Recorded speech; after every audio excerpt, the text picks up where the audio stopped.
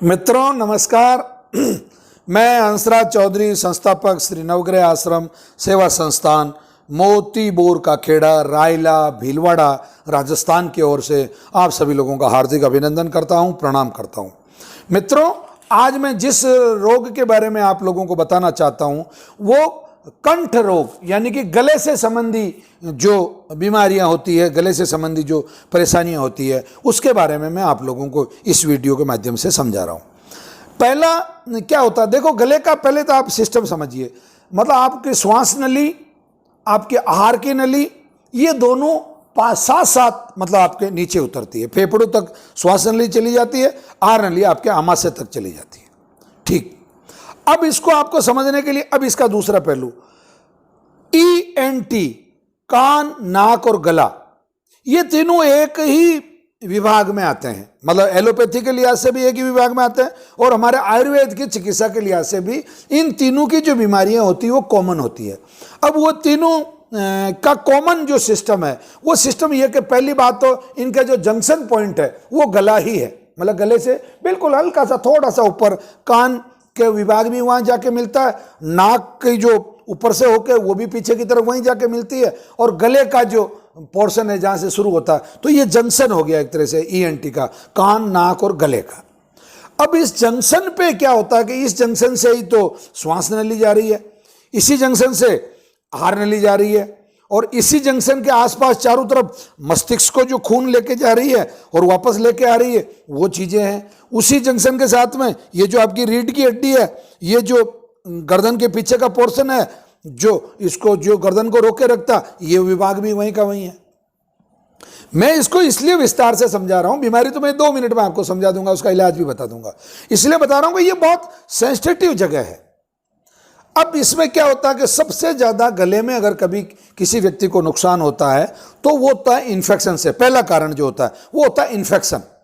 Infection यानी कि आपको किसी भी प्रकार का गले में किसी बैक्टीरिया से या किसी फंगस से मतलब आपको इन्फेक्शन हो जाता है।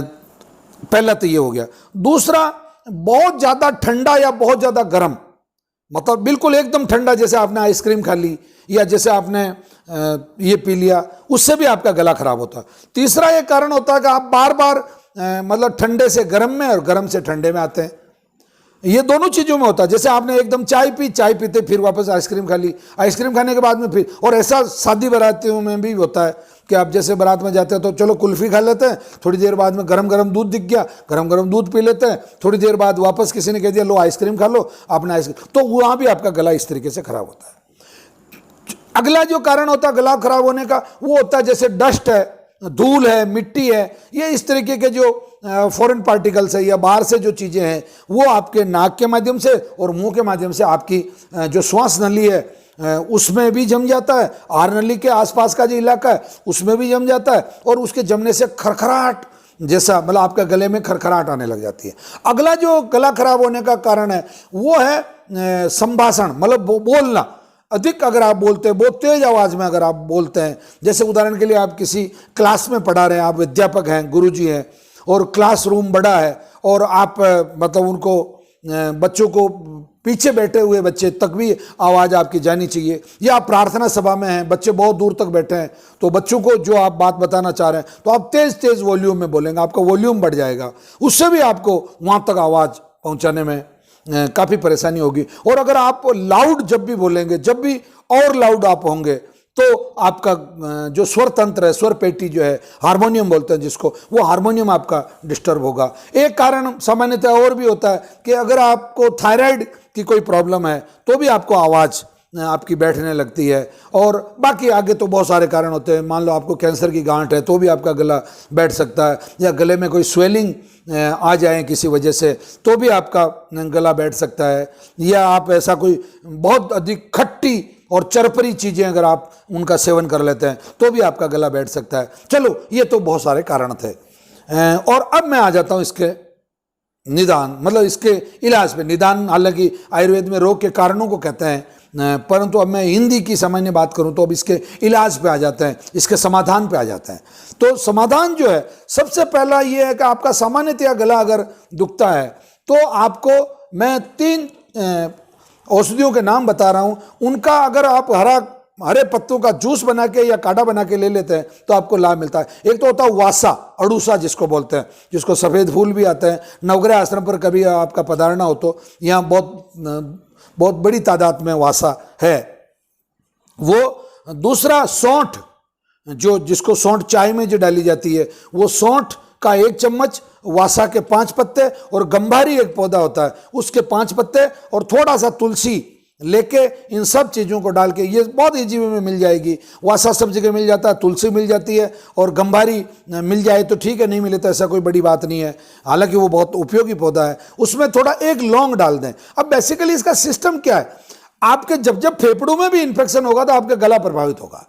तो आप ये सब चीज़ें लेंगे तो ये गर्म जो चीज़ें लेंगे, गर्म तासीर की चीज़ें हैं, तो इससे आपका जो कफ है वो निकलेगा, यानी कि आपकी जो स्वर पेटी है उसके आसपास कफ का जब जमावड़ा हो जाता है तो आपको गले में खरखराहट होती है और आपको बोलने में तकलीफ होती है। पहला तो ये हो गया।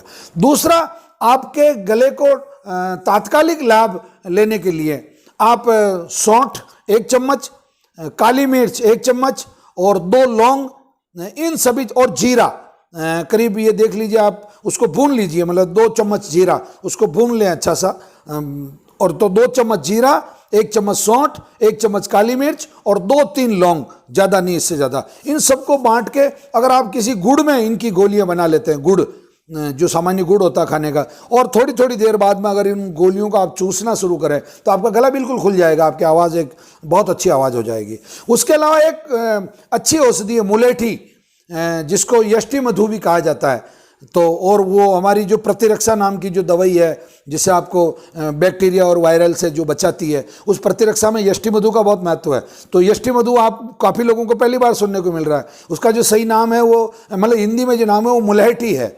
तो मुलेठी के छोटे छोटे टुकड़े आप अपने साथ में रखें, ये लकड़ी जैसी आपको होती है, बहुत मीठा इसका स्वाद होता है। उसको अगर आप धीरे धीरे चूसते हैं और अगर चबा के उसका जो रस है उसको अगर आप गले में उतारते हैं धीरे धीरे, तो उससे आपकी आवाज़ बहुत जल्दी खुल जाती है। तो मित्रों, ये गले संबंधी गर्म चाय पीने से, मतलब आप चाहे फीकी पिए चाहे मीठी पिए, परंतु अगर गरम गरम चाय भी आप पीते हैं तो भी आपको थोड़ा बहुत गले में उस समय आपको लाभ मिलता है। और गले में चिंता होने की जरूरत नहीं, वैसे भी सामान्यतया किसी भी प्रकार का अगर इन्फेक्शन गले में है और अगर आप गले को आराम दे देते हैं कुछ टाइम के लिए, या थोड़ा सा कुछ कपड़ा गर्म करके और इस तरीके से, अगर ये इस तरीके से आप हल्का सा सिकाव कर लेते हैं, थोड़ा गर्म से ये हल्का हल्का गरम, तो इससे भी आपके गले में काफ़ी आराम आपको मिलता है। तो मित्रों, मुझे विश्वास है, और कुछ भी नहीं हो तो श्री नवग्रह आश्रम आ जाइए सीधे।